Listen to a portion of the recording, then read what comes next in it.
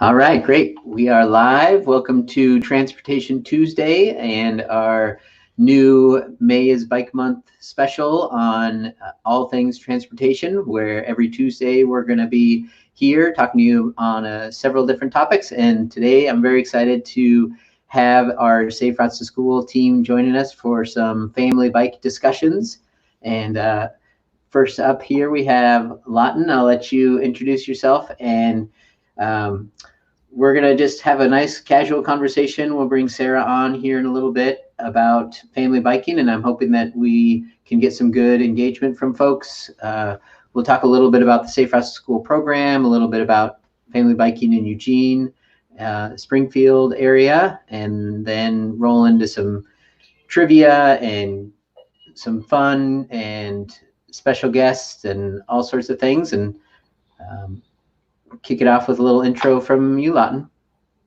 Yeah, hi, I'm Laughton Elliott-DeAngelis, and I am the Safe Routes to School coordinator for Springfield Public Schools and work closely with the Eugene Springfield regional team with coordinators in 4J and Bethel. And we'll have Sarah Mazze on here shortly, who's my counterpart in 4J. And yeah, family biking is a huge component of what we are trying to initiate culturally in Safe Routes to School. And ultimately the goal of Safe Routes is to get students walking and biking to school safely. And I think right now, more than ever, with so many families at home, and the opportunities to bike around the neighborhood, perhaps even more safely, abounding. We really are excited to continue to try and cultivate that culture and see on the long term the results of more students being able to walk and bike to school. Cool. Well, to get us going, I'm curious, can you share with us, how did you get started in this work? Like, how did you? Yeah, well, I actually started by getting involved with bike safety education and teaching bike safety education in the schools, and really getting to see the passion of students. Many of them, um, really just getting into their a phase of their life where they have a little bit more agency to bike around on their own.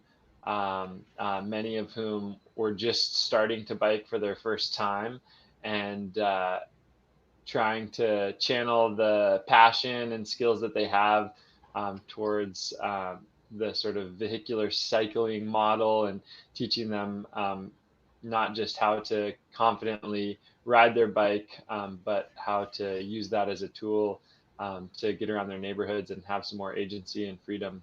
And so I think that really got me excited about the possibilities of the work. And when the opportunity came up to go after the Springfield job, I was really fortunate to get this position. And so it's been really a great journey going beyond the education piece and really understanding holistically how we can support the whole institutional and cultural level changes that make it easier for students to walk around their neighborhoods, bike to and from school, skateboard to the local park. Yeah, we have a really great statewide initiative that has continued to grow over the last decade, and really exciting to continue to see those positive changes. Excellent. Great. Well, I'm going to bring Sarah on. She's popped in here, so I'll bring her from the green room in. And hey, Sarah, welcome. Hi. Hey there. So switch computers because my computer keeps freezing. Oh, okay. Good. Great. But I'll hang with you for now. All right. Well, I don't know if you heard the piece there from Laughton, but we were just kind of starting off a little casual conversation, and I asked him how he got started in Safe Routes. And I guess if you want to share a little bit about you and sort of how you got started, or some other piece, it'd be great to hear. I'll share that my first introduction to Safe Routes to School was meeting you, Shane, and thinking, that is my dream job. Maybe one day. No. But here I am getting to do the job. And for me, it was I was working in climate change, I think, at the time when I first learned about Safe Routes to School. And I still come to it definitely with a really strong interest in climate change and the way that Safe Routes to School is able to just on the ground, literally be a part of the solution. But I love that Safe Routes to School also has the other aspects of improving people's health and getting kids outside and bringing independence to people of all ages and income levels. And there's just so many pluses. Yeah. So I guess just for everyone's knowledge, I started out doing Safe Routes to School here in Eugene, and I'm excited now to have such a great team working locally to expand the work that we started doing about 10 years ago now, and to now see that program grow into a really full program. And I'm excited to have both of you on here. I'm sorry, Hillary from the Bethel School District couldn't join us tonight, but she's got a good excuse celebrating her kiddo's birthday. But yeah, I think the Safe Routes to School work is really exciting, and I love doing that work. And so it's why I was excited to have this discussion about family biking. And I think that in this time of big changes in our society, and just with kids being home and no school, and so Safe Routes to School is taking on a whole new meaning. And so I'm just really excited to have a little talk tonight about sort of what that means, sort of the roots of the program, and where it's been and where it is now and where it's going. So I'm just hoping that we can have that conversation, and then as comments come in, we can answer questions. So I want to encourage people who are watching on YouTube or on Facebook Live to throw your comments and questions up, and we will answer them. And until you do, we're just going to make up our own questions and comments and sort of talk about family biking in Eugene. So I guess, thinking about where we've been and sort of how the Safe Routes to School program has grown.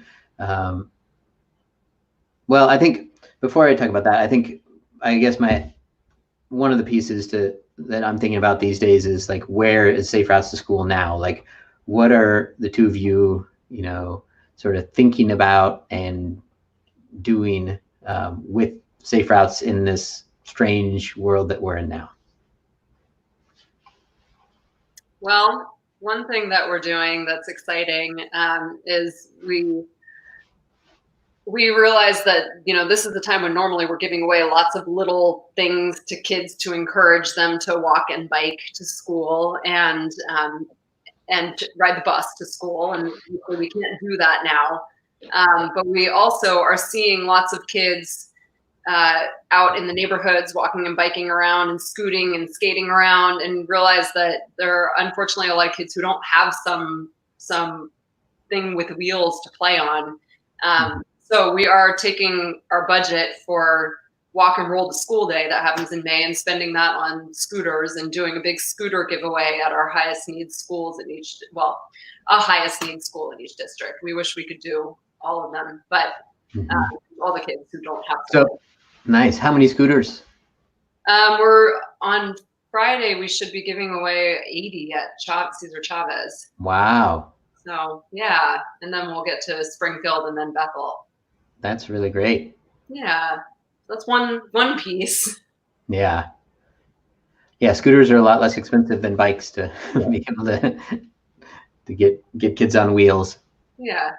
and we kind of see them as like, actually they do teach kids that balance skill, and we're also providing, we have a bunch of online learning resources that we've put on our website for our bike safety and our pedestrian safety classes that normally would be happening in spring. So we're trying to point people there through their classes, through their teachers, and hope that kids will. Oh, thank you. Right in the middle of that menu bar, and to the right of it, there's some of them are translated into Spanish. We're working on that piece, but so that's another way we're going virtual and trying to get kids outside, and hoping that part of what they'll do with that is not just learn some safety skills, but actually practice their route to school for those kids who are close enough. And so that maybe we can translate some of this into kids when this is through at some point, using more active transportation to get to school. This is great. So this is a real resource for families to use to be able to do some bike safety education in their homeschooling or whatever resources that they're able to do. Yeah, and we have age appropriate, for every age cluster, we have learn to ride resources, bike safety, and pedestrian safety. And Nice. It's those and activities. So, nice. And even if you're an adult who doesn't know how to ride a bike, go to the high school one, and there's a good adult learn to ride video. That's great. Actually kind of hilarious. Yeah. This learn to ride a bicycle in 5 minutes. Yeah. Yeah. Some guy, his friend came over and he said, "You want to ride bikes?" And his friend didn't know how. So he was like, "Okay, let's film you learning to ride a bike." So he filmed his friend learning to ride a bike, and it's really fast and easy. So that's great. Yeah. And then some in Spanish as well. Some of those same resources. Yeah, we've just started on that and have the youngest age group so far. Are some of these resources in Spanish? Are they actually in Spanish, not just translated on this page, but are the resources that are available, some of them in Spanish as well? Yeah, all of those ones are. And then in the English one, we do have Spanish versions of some of the things. But so for the older kids, there are some Spanish resources mixed in there, but we haven't done yet the full Spanish that's great. Guide. Sorry, Laughton, you have anything you want to throw in there? Yeah, I think maybe just kind of thinking back to Shane's question, Sarah did a great job of touching on some of the day-to-day initiatives that we have, trying to kind of adapt this work to the reality that we're living in right now. And I think that, the remote learning resources and our scooter initiative are really great starts to trying to engage students in a different way. But just thinking back to your question, Shane, asking about just sort of like, what does safe routes to school look like in the current context? I've been thinking a lot about just the different realities of students. And right now we're attempting to provide virtual education for students across the state, and certainly in our local school districts, we've been able to see, what that looks like in real time as, the Governor Kate Brown, asked the school districts to transition from supplemental learning to actually virtual education for all students. It's been an ongoing reality in safe routes to school before COVID-19 that all students have completely different realities in, through the equity lens. Certain students have access to families that get them biking at a very young age, have access to more sophisticated bikes and skateboards, have access to more guidance and direction safety awareness, and other students don't. And so, thinking about what it must be like for all of the different students and all their different realities to be living at home now for, coming on, several months, and trying to learn in whatever capacity they have the support to learn in. It seems like now more than ever, especially for those students um, whose lives have been, long before this illness swept across the world, um, in lives that were far less programmed, considerably more chaotic, that may have not had, um, you know, consistent living situation. I think that the ability to like walk and bike and scooter is kind of this like new sort of safe routes to school opportunity where like um, in order to be able to get to a place where they can concentrate and try and learn and sit in front of a screen to like engage with the teacher in whatever way um, is available to them right now. I think that that ability to get out into their neighborhood, get away from the chaos of their families. Maybe they have lots of siblings. Maybe they have parents that are both still having to work and work in a capacity that is away from the home, and maybe they have limited childcare. All these different realities. I think that that ability to get out and be physical and not just be confined to our whatever our home space is, not just to be plugged into screens all the time is really important. And I think that's why we're trying to, though we have to do it in a virtual way to provide students the resources to be able to bike and scooter safely. The idea behind trying to provide some students with scooters, and in Springfield, we're lucky to be able to have some bikes and some skateboards to give away as well. I think the goal is to try and provide students with an opportunity to get out of their homes, be physical, and kind of put themselves in kind of a state where they can engage, where they can actually do school in this current context, because they've been preparing themselves. It's still like a journey to get from like where you're at when you wake up in the morning to like being able to sit on the Zoom call for an hour, and Yeah. access to outdoors is very much an equity thing right now. So Yeah. Yeah, and sort of related to that, I'm gonna transition to a question that we had come in. I started to institute a walk to school for us, for me and my kids each day, to where before we start, the schoolwork, we have to get out and actually go for a little walk before they sit down to their Zoom classroom calls or start to, do their work. Because before this, we had that morning walk to school, and I feel like I was missing it. They were missing it, like that ability to get outside for a little bit before you sit down.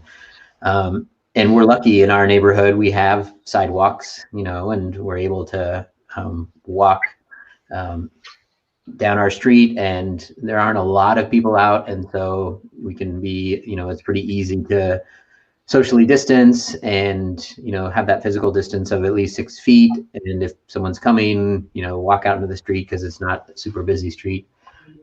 But we did get a question. One of our first questions that came in was from Jolene, and I'll just throw it up here so everyone can see it, about promoting safer routes for families by closing miles of streets down, or and if the city's having any conversations about doing this. Before I talk about that, I'd love to hear your safe routes perspectives on that. I love the idea of streets closing for families and whomever to be able to use them for things other than driving. And obviously there's much more of that happening now, and for people to be able to do that and feel safe, that like they don't have to worry about vehicle traffic so much, I think is great. And I think there's two major needs. One of them is to reduce the pressure on the off-street path system and, you know, trails, probably just so that people can stay closer to home and have a safe place to walk. And then I think there's also, and, you know, I'll just say I live near the river path, and we've been staying away from it, which I miss greatly because it's just too crowded most days. Mm-hmm. But then also I think there's a need for street closures, which I think this is much harder, but places like Willamette Street, you know, I was running an errand there on foot and walking down the street, and the only way to get far enough away from the person coming towards me was for me to walk out into the street on Willamette Street. It's like, okay, there happened to be no car coming. I did it, but that would be the other type of street closure that would be really helpful. Especially, again, going back to equity and what resources people have. Not everyone can drive to go run their errands. You know, some people need to be walking on 11th, or, you know, on the sidewalk ideally, but those sidewalks are getting crowded. And potentially more people, because transit has really cut back, and the people who were able to take transit now maybe have, you know, less capacity to do that and don't feel as safe. Yeah. So I think the ideal would be a combination of street closures that's, you know, neighborhood streets for recreational walking, but then also more street closures in commercial areas where the sidewalks just aren't big enough for social distancing. Interesting. Laughton? Yeah, I think that I'm all for street closures, and I think that, you know, what I would love to see as we start to roll these out in our region is just, you know, kind of an agile approach to, you know, being able to shift the street closures around based on the frequency of their use, and just adapting to how people are actually using them, and you know, kind of just taking more of a data-driven approach. And if we see them kind of you know, flooding with people and creating kind of a new bike path situation that isn't necessarily the safest from a public health standpoint, that we're able to kind of shift those around, rather than just having like, you know, a plan set in stone. These are the streets. This is what we can do, because, yeah, like Sarah was saying, you know, different commercial corridors that people need to run errands on. Different things might come to light as we begin to dive into these changes. So yeah, I hope that we can see them soon. Yeah. And I'll just give a quick little update to Jolene's question directly, of that the city of Eugene is having conversations, and that we are talking about this internally and creating some potential plans. And it's something that we've been talking about for a while. It's just that with everything, it has to run through our emergency operations center and all of the leadership to make sure that we have the capacity. A lot of it, you know, concerns around staff and keeping people safe, and the ability to have the capacity to get out and actually do these pieces. But you know, from the transportation department side, it really aligns with a lot of what we want to be able to do to give people safe, comfortable places to move, and definitely recognizing that our shared use path system is a gem, and we're really lucky to have, you know, a really extensive shared use path network that people can feel safe getting out and walking, biking, blading, whatever. But that in this time, it's definitely much harder to keep that safe distance from other people. And by providing more of that space in our public right-of-way along our streets, we hope that we can provide more of that space.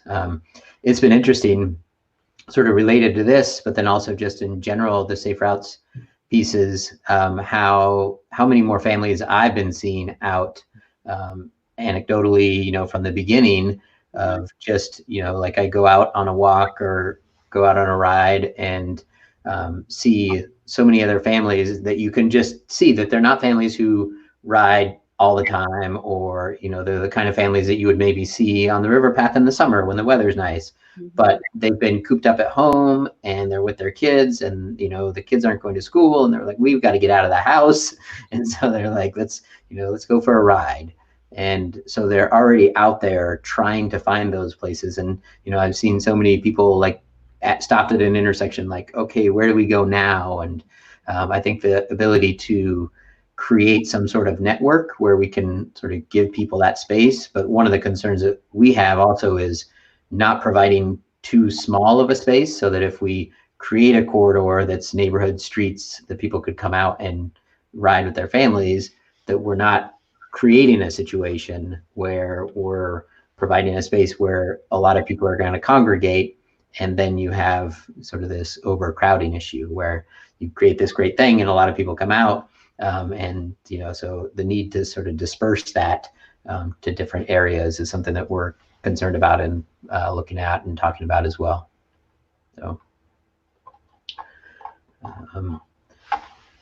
So have you either of you sort of seen or heard anecdotally of how people are sort of moving about with their families now, and how people are changing, especially around biking around Eugene these days? Yeah, well, I think that the thing that I've really loved seeing is like the neighborhood family stroll, you know, and I think that there probably was like a period in the world's history where the neighborhood family stroll was, you know, as common as, you know, the Sunday drive became. And, you know, and I think that, you know, that has continued to evolve as like our access to entertainment and stimulus has changed over time. And I think right now we live, you know, maybe not in this moment with COVID-19, but we live in an era where we're just overstimulated constantly. We have this access to constant streaming of television and films that can just be ported right into our pocket. And I think that, you know, big corporations have lots of money to entice us to come into their different ways of entertaining us, whether it's theaters or activities, amusement parks. And so I think with everything shut down, it's really simplified the way that we can entertain ourselves and spend our time. And, you know, we only have so much of a threshold for how much streamed television and movies we can enjoy, and then that becomes quite dull. And so I think that that's, you know, what I've been seeing is families just out, just kind of experiencing life and taking a stroll. And I'd really love to see, you know, I'm all for supporting our local businesses, but I hope that some of this sticks, that like we start to recognize the way in which we are kind of geared to just go and spend money and do these things that aren't necessarily the most fulfilling, and that there's like simple ways to feel really fulfilled. My friend and yoga teacher said this weekend in a Zoom yoga class, we are called human beings, not human doings, for a reason. But yeah, I think that in our roles as Safe Routes to School coordinators, and, you know, your role as well, Shane, I hope that we can help people continue using active transportation for recreation, and also help people translate that into active transportation or transportation once there are more places to go, so that people can just keep that joy that it's bringing them as part of their lives.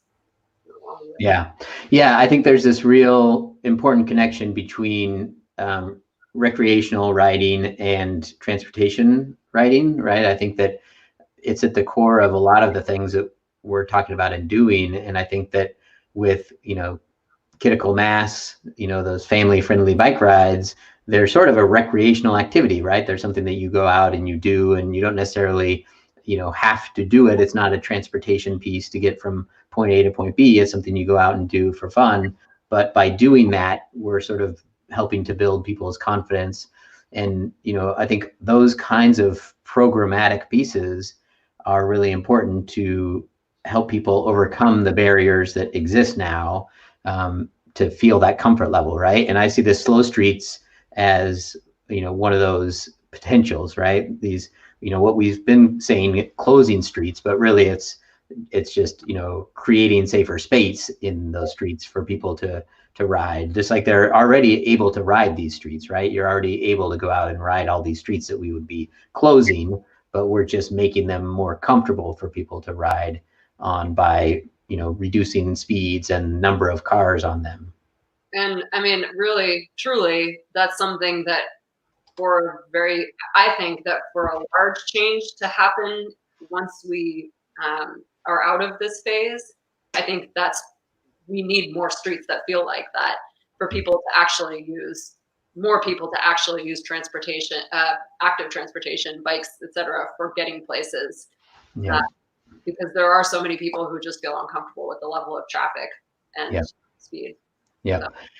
Yeah, and I'm just going to throw up a couple comments here because some folks are really liking this idea, and I think a lot of people like the idea of these the slow streets. And I think I like this comment from Hagen about the importance of not just these street closures, but the intersections. And I was just talking with Cass about one of my coworkers about this importance of, it's not just about the street being traffic calm, but it's all of those crossings, right? Because on our shared use path system, that's one of the reasons that they're so great, is that you don't have any, crossings of busy streets. You're just on this path, and if there is a crossing, it generally has a marked crossing or an underpass or an overpass. But I think if we are doing these slow streets, which we are generally looking at where they go in near our neighborhood greenways, then we need to look at how is the crossing. Yeah.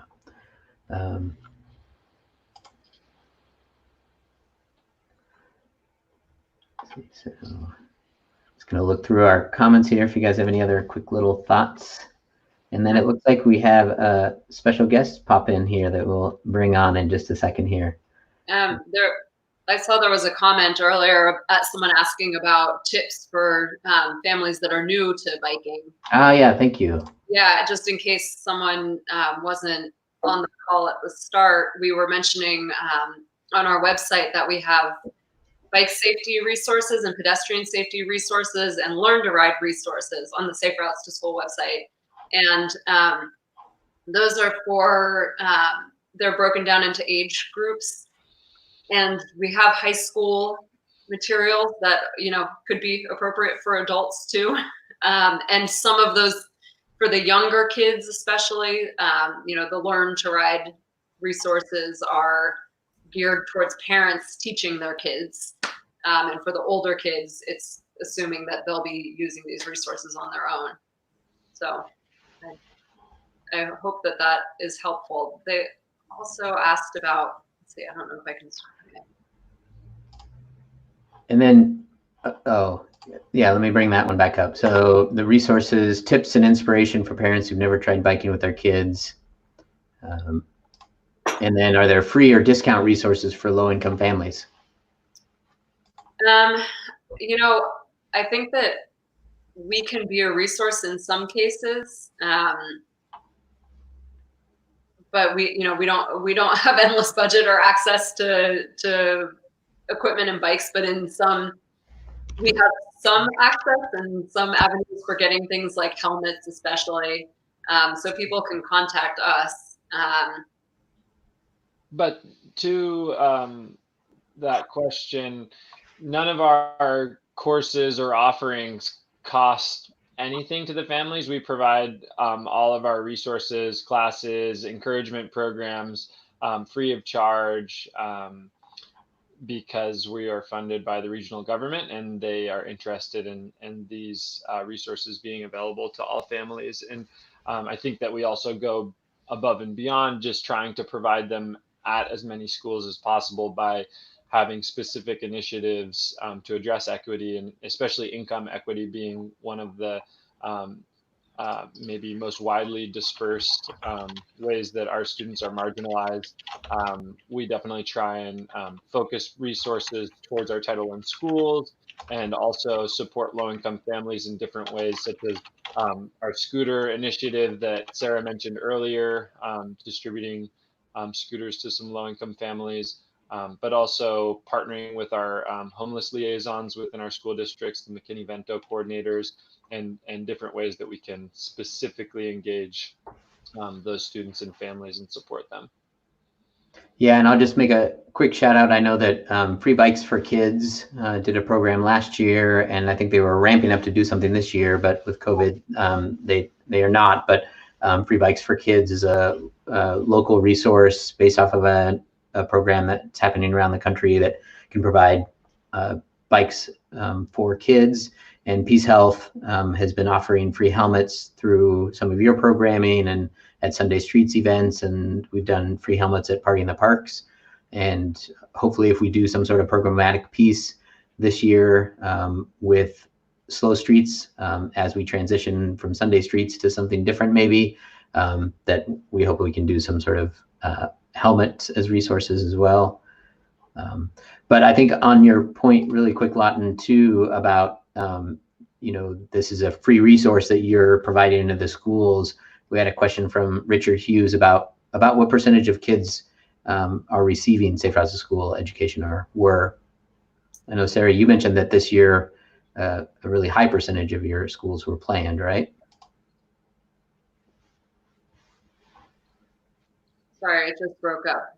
What was that last sentence you said? That you said that this year there were a pretty high percentage of schools that were going to get bikes. Yeah. So this year we have been expanding our bike safety education program, and that we actually just got increased regional funding to do that.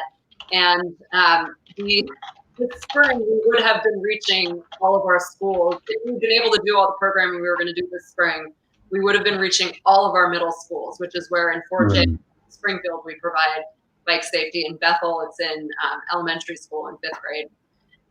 And I believe in Bethel, they do already reach all of their 5th grade classes, or yeah. Yeah, 5th grade.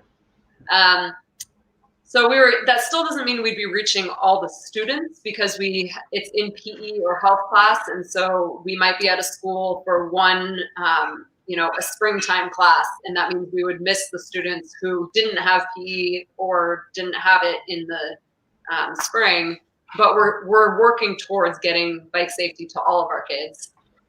Pedestrian safety in 4J, the PE teachers are teaching it now. And so theoretically, the kids are all getting it in elementary school every year. And that's just new in the last couple of years. So some of them are still ramping up, but generally all our kids are getting ped safety. And then in Springfield and Bethel, why don't you can take over for the Springfield and Bethel?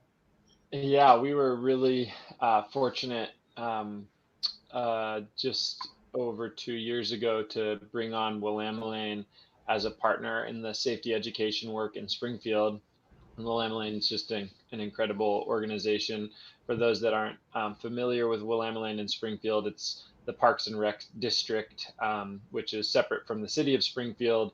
But they do a lot of the same kinds of programming and have a lot of the same sorts of resources that City of Eugene's recreation program has, and also the City of Eugene's Parks and Open Spaces. So it's a great partner in that they have the access to some really great facilities, really great recreation staff, and also some amazing parks and multi-use path infrastructure that we're able to use in some of our classes. But we were able to bring them on as the contractor for, or to contract them rather, to teach our safety education classes. And this year we were scheduled to be in all of our middle schools to teach our bike safety education. And this would have been the first year that they started taking over the pedestrian safety education as well. And so hopefully in the coming years, we'll be able to reach close to 100% of all of our elementary schools with ped safety, and and to reach 100% of our middle schools with bike safety. And like Sarah said, we still have the same challenge that certain students opt out of PE or health class, and it can be hard also, again, for those students that whose families are unhoused or that have to move a lot. Our ability to sort of have students, every student in our school district, as many students in our school district as possible go through these curriculum kind of requires that they take 6th grade in 4J or Springfield, or that they take 5th grade in Bethel, because if for some reason they move around and miss that grade or that PE, unfortunately we'll kind of miss them altogether. But for those, those numbers are pretty small though, right? Yeah, many of the students do go to school in our district across their education, and then are touched by our program in that way. And then real quick, just how long what is the pedestrian safety education and bike safety education consist of? The bike safety is a 2-week class, and so every day for 2 weeks, and the students are on bikes for almost the entire time. It's a really awesome class. They start out, they learn all the rules of the road, and they learn to signal, they learn to shoulder check, they learn right of way. So it's like a driver's ed, and given that many kids learn to drive without doing driver's ed, it's likely actually increasing the safety on our roads, not just because of their better biking skills, but because of better driving skills from those kids.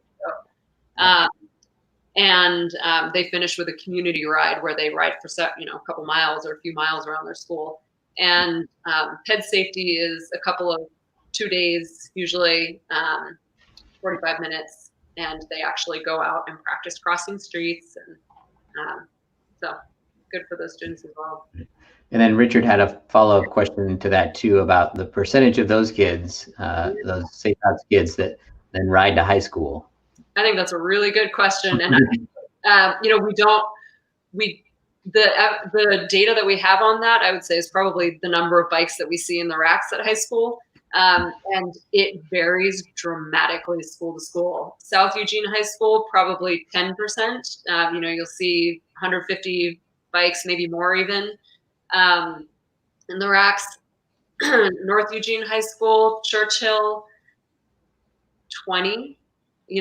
There are days when there are 20, 25 bikes in the rack, and in the racks. And I would say it's, Churchill has hills, but also the infrastructure is different. And in the North Eugene region, the infrastructure is really awful. And for a lot of kids, they live north of the Beltline. Mm-hmm. School is south of the Beltline. So that, I'm sure, just makes it totally off the table for a lot of families to let their kids bike down River Road through multiple high crash intersections to get to school.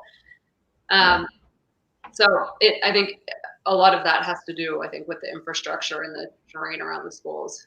Yeah, it's interesting. As our Safe Routes program grew, it was really the middle schools that we had the highest impact on as far as getting ridership numbers up, it seemed like.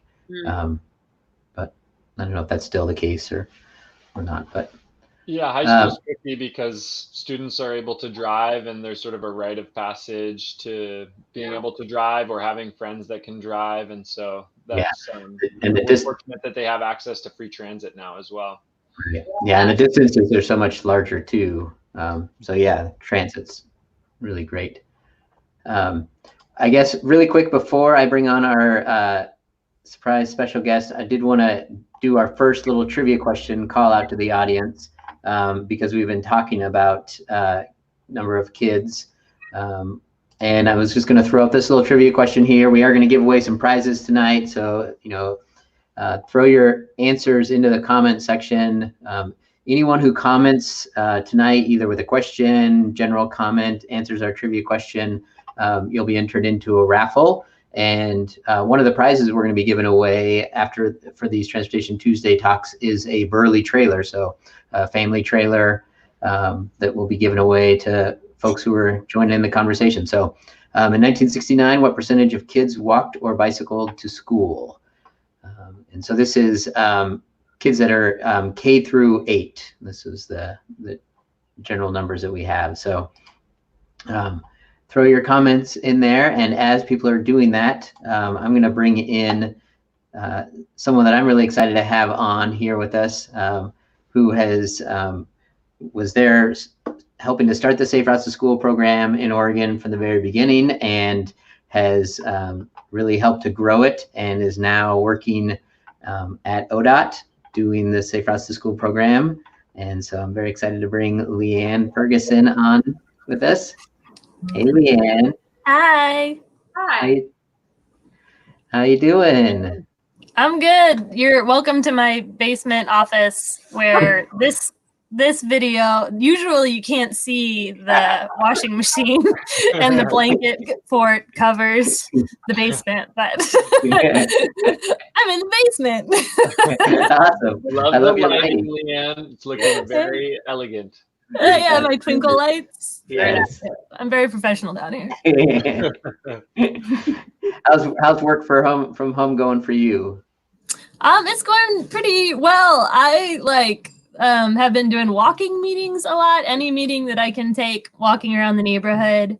I have clocked up to 10 miles in a day. Just making this one circle, there's a 3-mile loop around the neighborhood that I do. And now I'm getting to where all the kids on the route, and this one little girl always waves, and she always shows me a quarter, or she always has something, and she wants to show everyone who's walking by. And I've never known so many people in my neighborhood, or paid close attention to the flowers blooming in all of their yards and things like that. Mm-hmm. Yeah, it's pretty incredible, isn't it? It's incredible. The connections that people are making in their neighborhoods now. Mm-hmm. Yeah. The trees. I'm noticing all the trees that, I mean, I knew there, but now I'm like, that tree. Wow. Yeah, the shape of trees has become I was talking with my partner about the meaning of life. And I was like, recently I've heard, I think it's just to be a witness.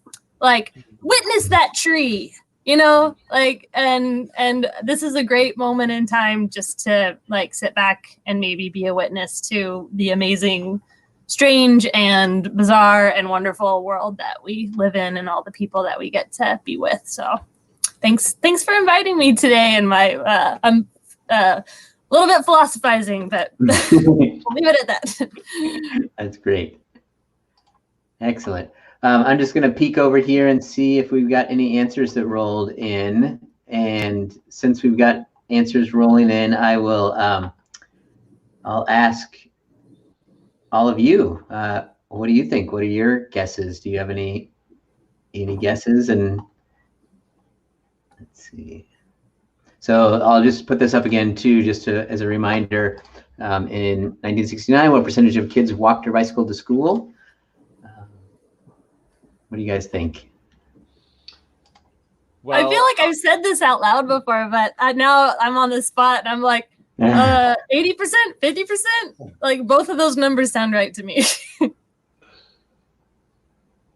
Oh, you're on mute, Sarah. I want to say either 85 or 50. I'm having the same thing. Yeah, it's somewhere. I don't know why I don't. I think it's one of the two of those. I'm thinking. I'm guessing, and is this walked and biked? This is walked and biked. Yeah, I'll give you guys a hint. I remember for the 70s is what I think I'm recalling, but 80% walker biker, 20% transit, 0% parent drop off. That's sort of what I'm remembering. But yeah, I'm thinking that 80%, 20% busing. Let's see. So yeah, I think that you guys, there's two numbers that you're thinking. One of them includes, the larger number includes the busing. Okay. And then the other one doesn't. And so here, I'll just throw this up there. The correct answer is 48% of children 5 to 14 years walked or bike to school. So that was in 69. High five, Sarah. Yeah, and so I think our closest guess was let's see, percent. Let's see. I think so. Rob guessed 72%, and I think that was our closest. And we had some pretty high numbers in the 80s. Harriet, Bem, oh, 2%. Where's that? Sorry, say it again. Harriet, Bem, down at the bottom. There we go. Great job, Harriet. Yeah. All right, Harriet, you win. Good job. Yeah, and I think that the 80 numbers, I think like 85% was when you incorporated school busing. Okay. Maybe even 90, because I think there was about a 10% of kids being driven to school, and between rural and just like other things, and that's the number that like completely flipped over the years, because I think it became in 2009 was the last big national center study that came out that I think it said 13% of children 5 to 14 years of age usually walked or bike to school. And so those are national numbers, but yeah, that's definitely so. Supposedly in Palo Alto, their numbers are still back like in the 60s and 70s. Yeah, that's interesting. Palo Alto has come out and said that they have really high walk and bike numbers, right? Like in those.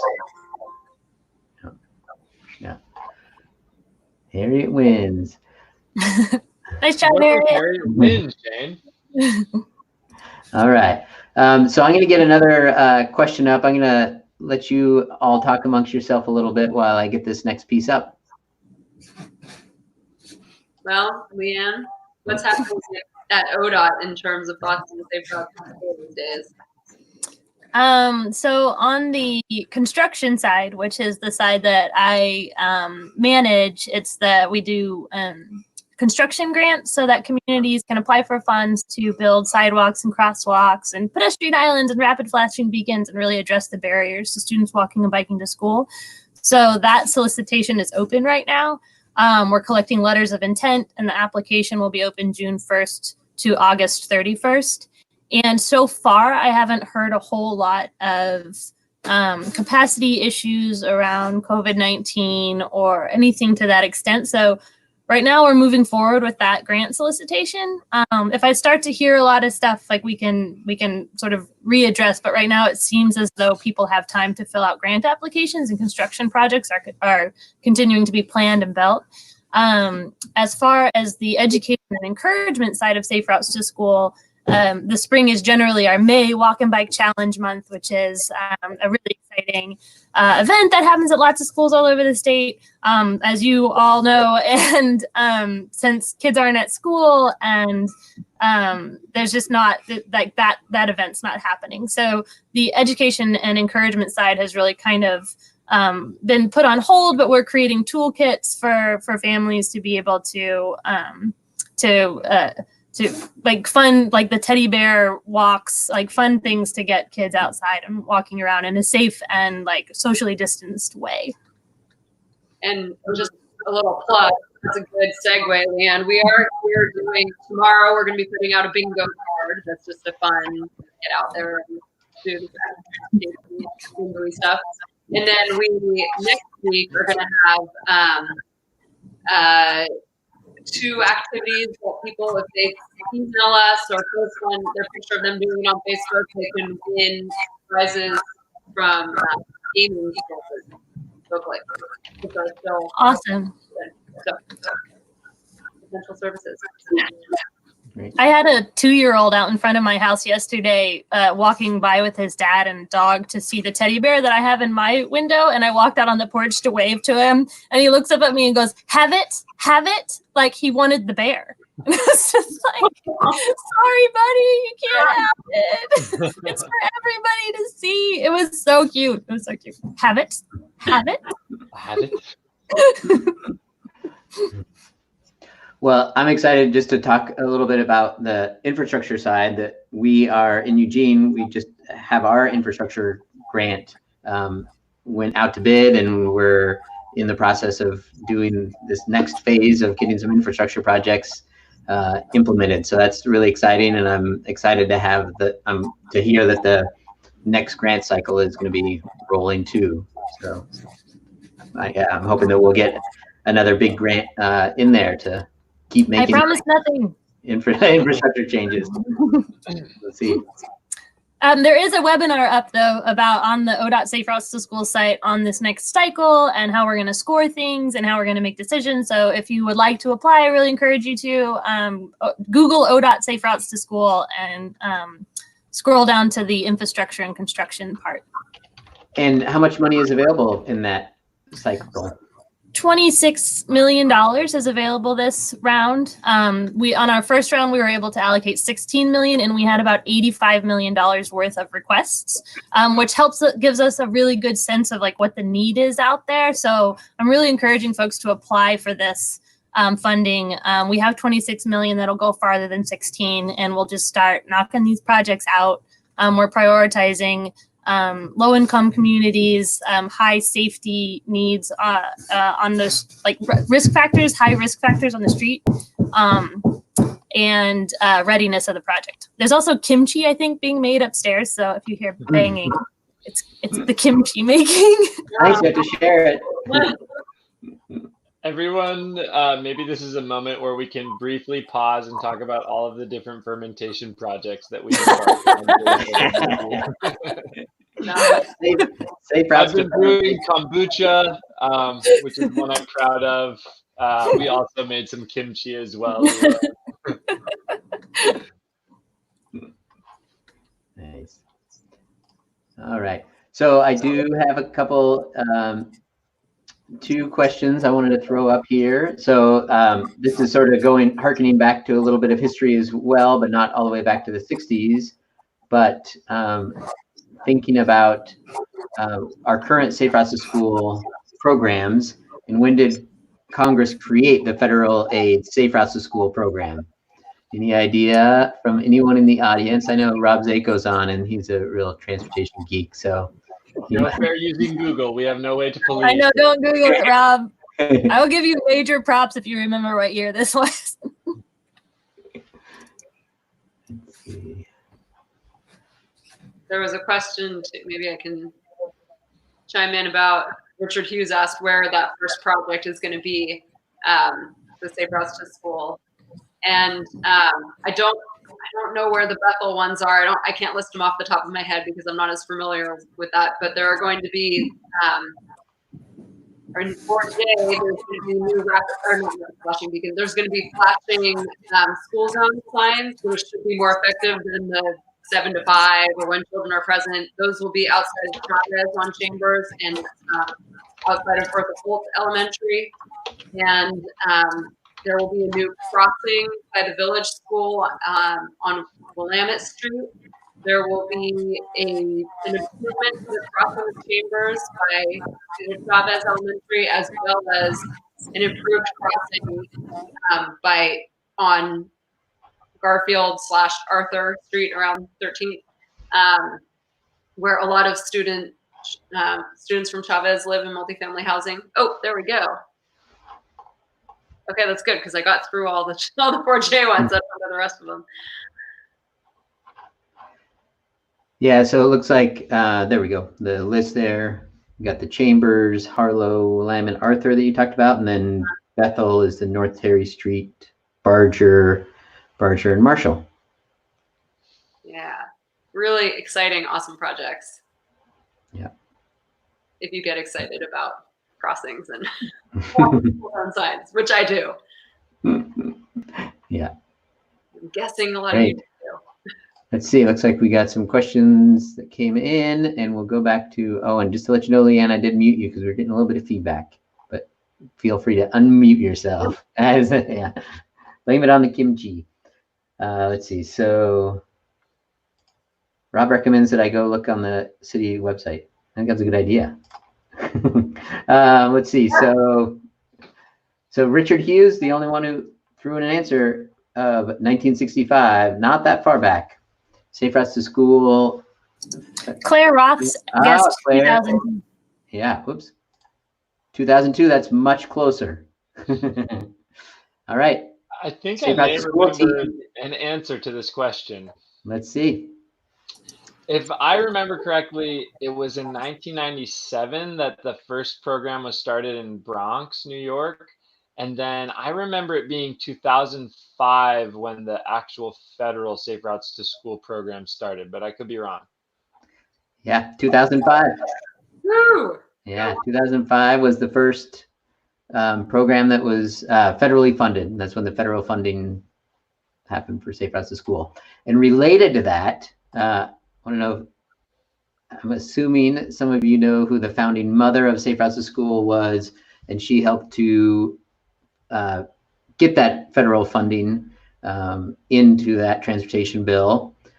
She was running a Safe Routes to School program in Marin as one of the pilot programs along with the Bronx.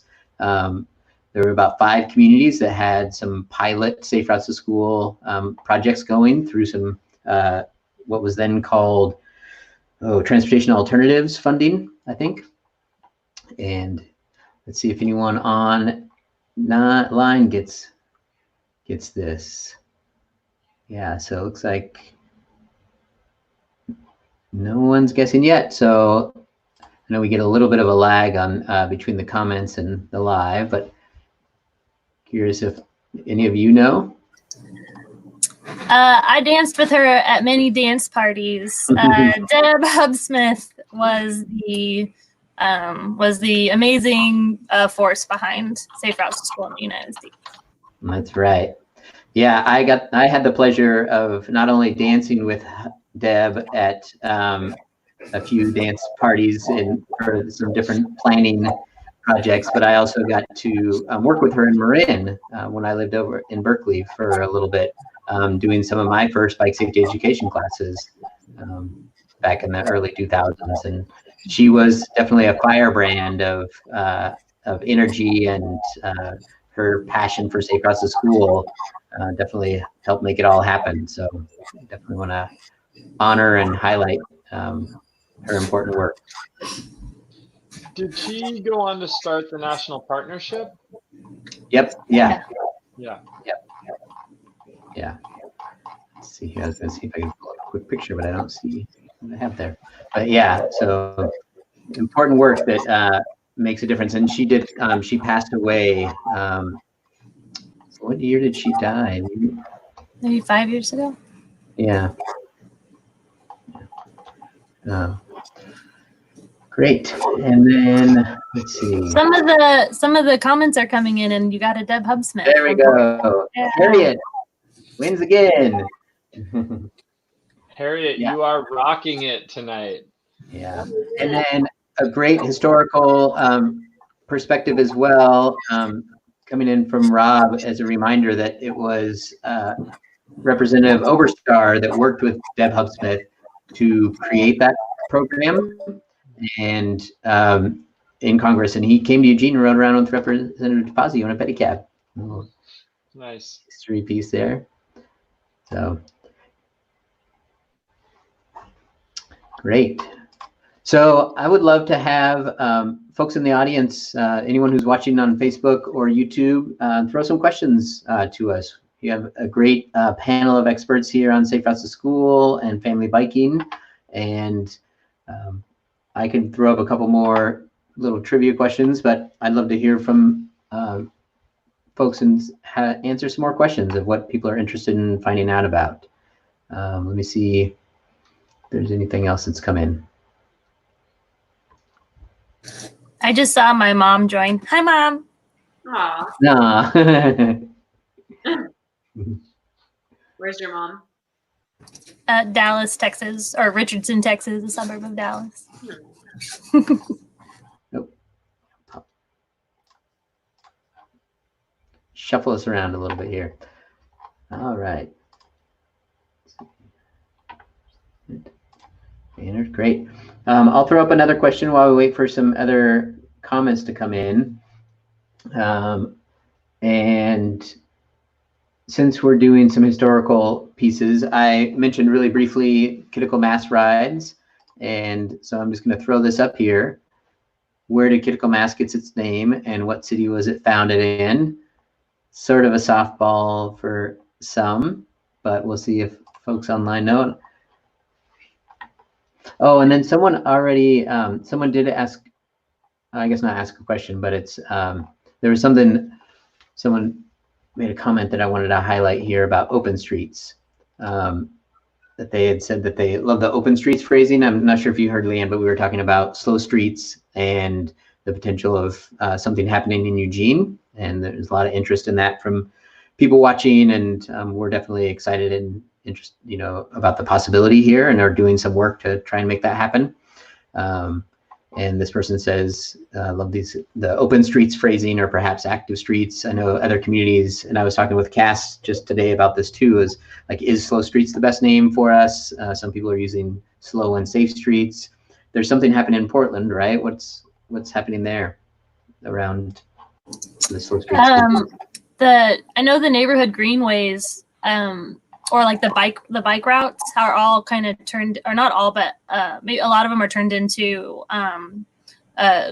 local traffic only walking and biking streets. So some of that 3-mile loop I was telling you about before are on these streets that are blocked off except for local traffic, and signs up to encourage people to get out and social distance by being in the street. That's great. Yeah, and I like the name of open streets because it does, have a much more we're not closing streets, we're opening them, just a different usage. Active streets, I think, is a good name too. But I think slow streets is nice because it just sort of, that's the goal, right? We want people to feel comfortable riding and to be out there with their families. And if the streets were just, at a slower pace, it'd be more comfortable. So I like that. So a kind of funny thing about this, in my neighborhood, we don't have sidewalks almost anywhere. And in this time period, it actually, it's better for social distancing, I think, because no one is confined. No one walking is feeling like they need to stay in a certain spot on the street. Everyone's spread out in the street anyhow. There is, of course, always more of the risk from cars because you're not separated from them, and there's nothing to stop cars from or discourage cars from driving on the neighborhood streets. But it's just an interesting phenomenon to note, maybe this is one period in time when having no sidewalk might not be worse. Right. Yeah, it seems like it'd be a great time to try some of those. I'm just blanking on the name. The advisory bike lanes, where you have one lane down the middle that cars drive on, and then these sort of soft spaces where people bike, but could also be walking spaces. And that as cars are driving down the middle, if they need to move over to allow other cars to pass, they work really well on low volume streets, and could be a potential time to try out some of these. Yeah, I would say because it does seem like it's flipped somewhat with more people walking and biking and fewer people driving. It does seem like we're doing a de facto test or trial because that's just really kind of happening naturally on a lot of streets. Right. Yep. But not everywhere. There are certainly some streets in my neighborhood where it still feels like the cars are going too fast and they're not moving out of going far enough away from the people walking and biking. Yeah. It'd be nice if there was a little something to make it feel safer. Yeah. So we got our first correct answer in to the question, and from Jessica, it was the name comes from critical mass, and that's the root. And then we also got Ophelia answering that it was critical mass and started right here in Eugene, Oregon. Yeah. So we did start it here, and Paul Adkins and I held the first ride back in 2008, and it was we wanted to do some sort of ride like critical mass because we were having the documentary filmmaker Ted White visit town, and he had made a movie about critical mass, and we wanted to do some sort of ride with him in honor of his visit. And we came up with the idea of, well, we don't want to have critical mass has a bad reputation in Eugene, and it's sort of an in-your-face, rough kind of ride at times. And so we wanted to do something that was family friendly, and so we came up with critical mass. And if people watching haven't seen the movie Motherload, I'll take this opportunity to make that plug.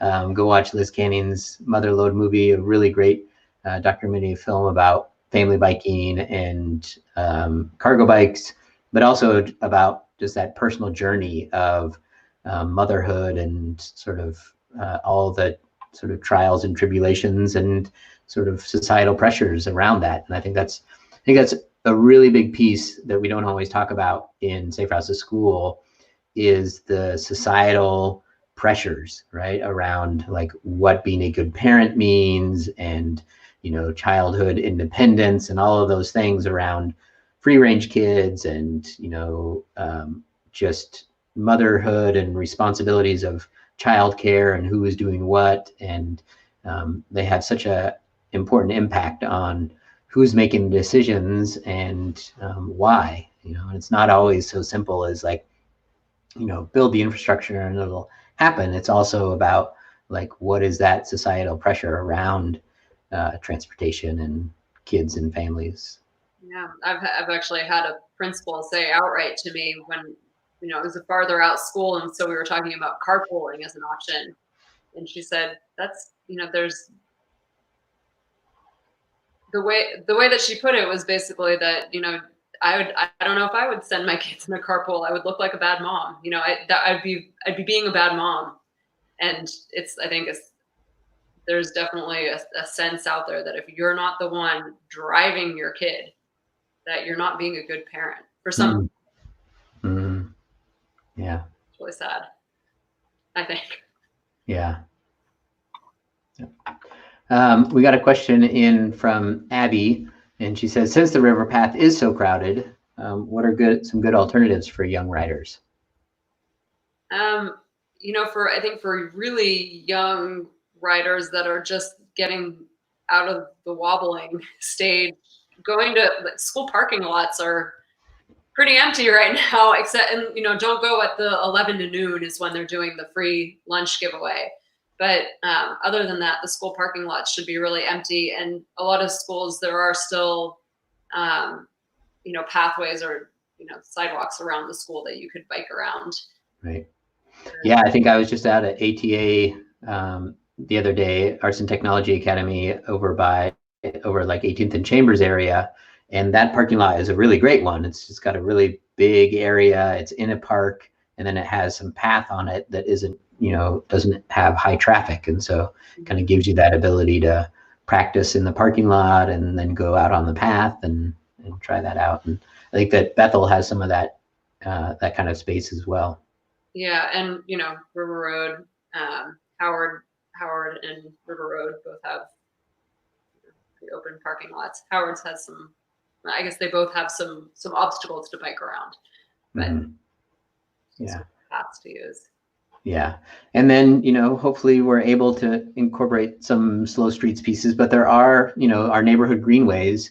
I think a lot of people are concerned about riding with their kids because they're used to driving, and what they see are the arterials and neighborhood collectors and the busier streets that they drive on, without necessarily recognizing that we have a really great sort of side street network in some parts of town where there's sort of this parallel street that is a little bit quieter, and you might not know about that, like that really connects to our path network, or 12th and 5th and Monroe, and certain streets that have good places they can get out and ride in the neighborhoods.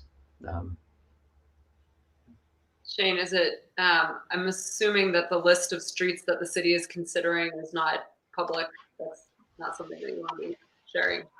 No, we're still in the initial phases, and we're going to be doing some outreach soon once we hear back from the Emergency Operations Center and leadership that we can move forward with some sort of plan. Then we'll come out to the community and talk more about these are some of the streets that we're considering. If you have recommendations on what you'd like to see in your neighborhood, what might be beneficial in changing some of these routes. But I mean, if you want to talk about potential streets, I'm happy to do that too. No, I was just, I know where Abby lives. And so I was just going to say Howard is one of the ones being considered, which would be, I think, did the city decide to put Howard on the list? Yeah, I think that's in a later phase. We're looking at sort of which ones can we implement pretty quick. And that one is going to take a little bit more outreach because the streets don't have really good connectivity up there without really restricting access for people. Right. But I think that's one of the streets that we would definitely look at. But yeah, River Road's definitely a harder one. We did, Sunday streets out there, and it was just really hard to get streets that would connect without, really closing people's accessibility off. Yeah, I would say also, well, Rob commented that the neighborhood greenways are going to get much better on the north side of the river. Yeah, the College Hill Reservoir. But also, when I introduced the River Roads, when I introduced the Eugene Springfield bike map to people, I tell them that the blue line, I think it's blue lines for bike lanes, and those are generally streets that I wouldn't really want to bike on because those are the high speed ones. But if you look at the bike map and you look at the streets that don't have any markings, a lot of those ones are actually really great for biking on just because they're quiet, right. Streets. Yeah. Yep. And the other colors. Yeah, and for those who don't have that, the Eugene Springfield bike map is a great resource. It also shows you the neighborhood connections that you might not know that there's a little neighborhood connector that actually allows you to wind through the neighborhood and then use this little neighborhood connector to get in between what you thought might have been a closed area, but is actually open for people walking and biking. And then Jessica also recommends the fairgrounds parking lot because it connects to the Fern Ridge Path. And then she also said that she saw a bunch of saw kids learning to bike on College Hill Reservoir, and I know that's like a classic place where people have gone to practice with their kids. And then Jessica also asked this question that she read recently: the rate of traffic accidents is actually up recently despite less traffic. We haven't seen that in the city of Eugene, as far as I know, and Rob could maybe chime in too, that our crash rate went down when the volume of traffic went down, though we were seeing some increased speeds. And so speeding was up, certainly anecdotally, but then also the police started to do some enforcement because it started to become an issue. Have you heard anything, or maybe Leanne, you know something sort of about? I don't get kind of that up to date crash analysis of the state. I do know that I was talking with someone from the safety division yesterday, and they were saying that pedestrian fatalities are down from last year at the same time across the state. So I think people are driving less. So yeah, it's maybe that's anecdotal though. I don't have any of that data. I was just I would say chatting at the water cooler, but it was more like a Skype meeting. Anecdotally, I would be curious to get your perspectives as well in your neighborhoods and communities. But to me, it seems like the neighborhood streets have felt much quieter. And then the sort of major collector arterial streets have felt much, anecdotally, like drivers are driving faster, but certainly more aggressively, like hearing a lot of engine revving and squealing and stuff that I don't normally hear on the collector near my neighborhood. And I know that others have kind of shared anecdotally that it's kind of this like COVID-19 quarantine rushing around town mentality that they've seen as bike riders. I'm curious in your neighborhoods if you guys have been noticing that as well. Yeah, I think for me, really quick, that and you're right, in the neighborhood, the streets have been really quiet, and I think that because there are so many more people out walking and biking, that people are driving cautiously because they're seeing more people. At least that's what I'm seeing in my neighborhood in the south part of town. But yeah, some crazy driving on some of the arterials and collectors. Rob just said real quick that the number of crashes in Eugene has been down by about 50%. And that was definitely at the peak of when we saw our traffic volumes down too. How about you, Sarah? Leanne, anything about what you've seen? I noticed the same thing that you have. People driving really slowly through the neighborhoods in general, and then a little faster on the arterials where there's space to go fast, but fewer cars. Right. Yeah. Yeah. So we got a question in from Claire from Best, and questions for Laughton specifically. Any open streets talk happening in Springfield? You know, to my knowledge, there's no current plans to open streets for the purpose of creating an open streets network. However, we've been working on getting an open streets event for the last several years.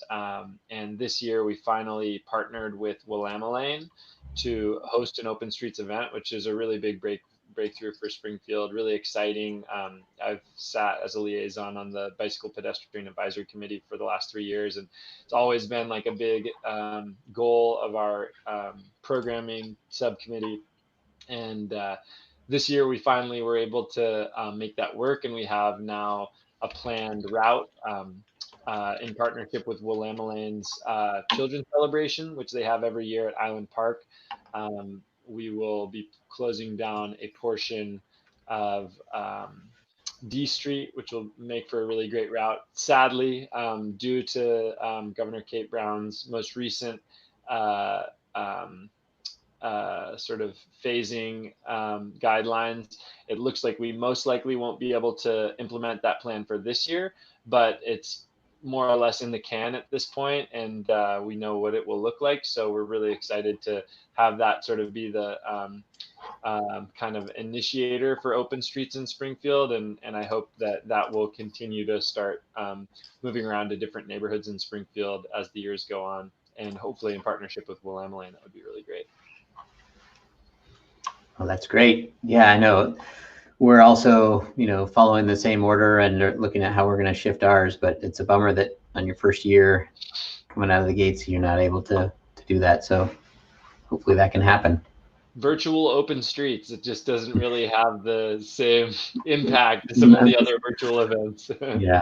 What about, and so, and I feel like the capacity in Springfield, just a smaller city and staffing wise, I think, it's hard enough for a city like Eugene to implement something like this Slow Streets project that we're looking at, but in Springfield, it seems like it'd be a really tough bit for them to bite off.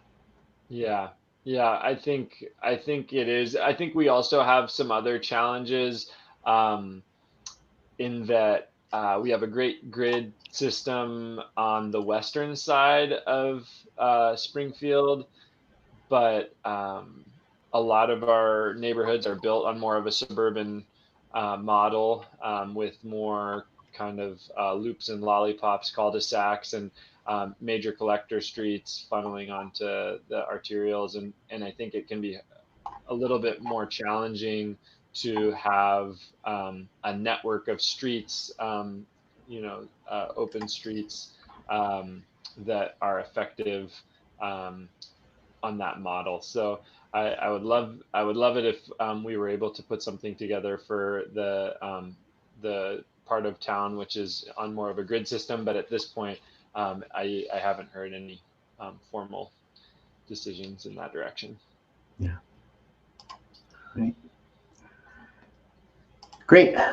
So we've got just about 6 more minutes left, and encourage anyone who has questions. I do want to really quick make a little plug that we are holding these Transportation Tuesday talks on Tuesdays, and Friday Fun Time talks every Friday, where we are sort of changing up the subjects and trying out a new way of engaging with people and talking about different topics. And on this Friday, we're going to have a wonk talk with a couple Robs that were on the chat today, Rob Interfeld and Rob Zako, as well as Rebecca Lewis from the University of Oregon. And we're just going to dive into the weeds and have some real fun talking about all the best acronyms and transportation planning wonkiness that we can come up with. So we'll have some fun trivia for that one. And throughout all of this, we are going to be giving away some prizes. And we've got, for this today, I've got a couple of Prince Bucklers, ice cream cards, and a very special prize that we're going to kick off here from Burley, that they've donated a Encore trailer for us, and we are going to raffle this trailer off at the end of our Transportation Tuesday talks. And so encourage everyone to join in, and you are entered by leaving a comment, asking a question, answering some trivia. We'll gather up all those names and put them into a raffle at the end. So let's see if we have any final questions or comments. Any final pieces from the panel here? Thanks for inviting me. This was really fun. I feel like I have like my favorite piece of Oregon Safe Routes to School trivia is, what if Shane Rhodes had his way, what would Safe Routes to School be called? And I am interested to know if anyone else has that one piece of trivia.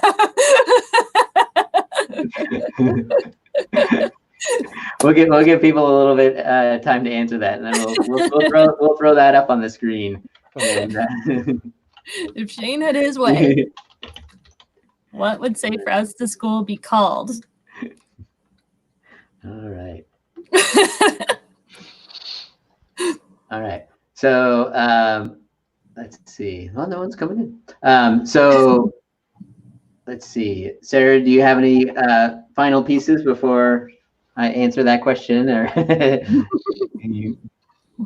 and also, just really quick, it's really great to have you on, Leanne, because it's like any excuse that I can have to get together with you and think about Safe Routes to School and how this all started. And I felt like we should have Kim Curley on here with us too, so we could talk about some of the original old days. I'm going to do a Friday flashback show where we're going to talk about sort of the history of biking in Eugene, but maybe we should do some sort of Safe Routes flashback and talk that about would be really fun. It's been a fun 12 years in Safe Routes here in Oregon. Yeah. Ooh, Jessica Frank is really close.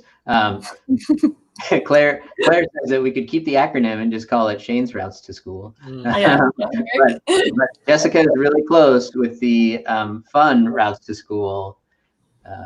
But fun is good. Fun is definitely an important part of that equation. But there's one other piece, so that it isn't all just about the fun. Sarah, do you know? Yeah. Oh, I'll get you. I got you. Fun, active routes to school. That's right. And what is that acronym?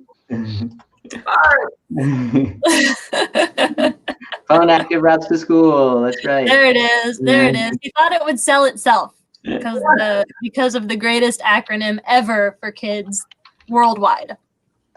Yeah, I agree. Honestly, I think it's brilliant. Yeah, the kids would become the champions. Right. I mean, my whole piece was, safety is boring, and what kid wants to, have a safe route to school? Like, okay, it's important that we get the parents excited, and they are all about the safety, but we also want to get kids excited, and so. When we're doing the marketing to kids, I think it's really important that we not talk about safety, but talk about fun and being active. And so I think everything about it's brilliant. Every kid would want a sticker. Right. I mean, if we had fart stickers, come on. We couldn't keep those in stock. There's no reason why we can't have them, Shane, and I think that it's up to us to make sure that we do for whatever future Safe Routes to School gathering we're actually allowed to have with real people. That sounds like a plan. All right. We are at 7 o'clock. I just want to, say thanks so much for coming on and talking safe routes and family biking with me. And anyone who has questions or comments, get in touch with Safe Routes to School. They've got some great resources. Tune into our transportation talks and be engaged and talk to us about what you want to do to make Eugene, Springfield better for active transportation. And thanks for tuning in, and thanks for joining. Thanks, Shane. Thanks, Shane. All right. Bye. Thanks. Bye. Bye.